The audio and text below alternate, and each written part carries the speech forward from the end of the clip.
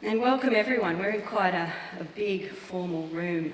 We had to change venue because we had such interest in this workshop today, so it's great to see you all here. We come here because we're committed to high immunisation rates and disease control and health for all, and it's quite apt that this workshop is happening in the middle of World Immunisation Week. I'd first of all like to thank Elizabeth Huizenhoven, who has organised this workshop so capably with such hard work, working day and night, and we'll be thanking you properly at the end of the day, Elizabeth. Also our organising committee, Anita Haywood, Jenny Royal, Mahmoud Sheikh, and Melanie Walker from the Public Health Association, who unfortunately cannot be with us today. We're very grateful for the support of the Public Health Association. This workshop was inspired by the members of our Centre of Research Excellence. We're researchers who study and have deep knowledge of vaccination, but too often the findings of importance that we publish in journal articles gather cyber dust on virtual shelves locked behind a paywall.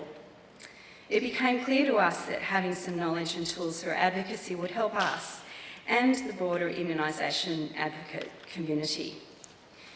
We're a diverse group here today. We're researchers, health professionals, public servants, program coordinators, activists, and people working in vaccine manufacturing. We're also vaccine recipients or parents ourselves. And I particularly want to welcome Catherine and Greg Hughes and Jenny Bate, the parents and auntie of baby Riley, who died of whooping cough last month. Our hearts go out to you in this unbelievably distressing time, and we share with you a desire to prevent this terrible disease. This workshop aims to find ways to increase immunisation rates in the most effective, evidence-based and ethically sustainable ways possible. The workshop is not about convincing individuals to vaccinate, although that can be part of advocacy. It's about persuading decision makers and those who influence them of the need for change. We begin by stating what we mean by advocacy. Most of us here today won't be able to, or can't, or won't, or don't want to speak to the media. Our advocacy might be quietly done behind the scenes in our own organisations, communities and networks. Then we turn to the evidence.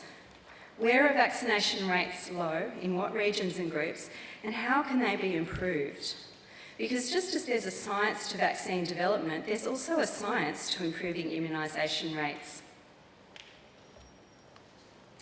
Then we look at issues of equity and questions of priority.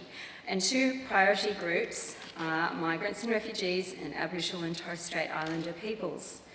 And so they're a major focus of our CRE. We will hear about the advocacy successes and needs from people working with these communities, and we'll shine the spotlight and celebrate some wonderful innovation and the needs of these people at the coalface of change. Then we turn to the vexed issue of vaccine hesitancy, because it can lead to refusal of some or all vaccines. We'll hear from people who have thought a lot about these issues and have been active in the media, in their own communities and in the clinic. Knowledge and evidence is only useful if those in power act on it. How do we reach politicians, government departments, mainstream media? How do we use social media effectively? We will hear from three people with deep experience and knowledge of these areas who can help us work with the realities of these worlds. We want you to leave today with some practical strategies. So the last session is an interactive one where we break into one of four groups to develop actual advocacy goals and strategies.